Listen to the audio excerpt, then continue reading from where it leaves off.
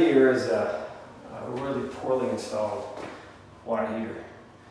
And the first thing I want to point out is, voila, this is wrong on many levels. Not even connected. Good thing right now the gas is off to the house for a reason.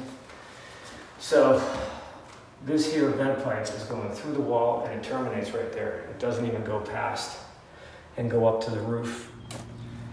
Okay, so here's the termination point for the water heater. They actually use the dryer vent. This is idiocracy at its best right here. That is not even close to being right. That is a dryer vent, and that is where the water heater exhaust is coming out. Don't forget, this is a natural draft water heater vent, so it's just gonna build up right here and go under the soffit here. It's not gonna go past the roof. This should not be here. The pipe should be coming out with a 90 going straight up, about 2 feet past the roof, and that would have been okay. And here's our hot control piping. You got PEX pipe, which is fine, but I mean, it's not even mounted inside the ceiling to keep it from moving. So this is just really poor quality work here. TPR tube starts off at 3/4, comes down 3/4, and it goes into a 1/2 inch. That's wrong. That should all be 3/4 inch pipe going all the way outside. The strapping is incorrect. You can see I can move this.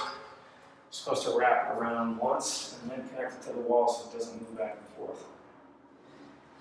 And there's no sediment trap on the gas line. And because it's brand new, they should have definitely installed a thermal expansion tank in case this thing wants to expand, builds up too much pressure, it'll relieve it inside the expansion tank. So this is a really poor job, and this is what you don't want to have. This just tells me a lot of the work here, and this is a flipped house, by the way. A lot of the work here is just done by amateurs. And that's why I need a home inspection, because this is very dangerous stuff. Most people don't realize how dangerous it can be. So that's it. I hope you found this informational.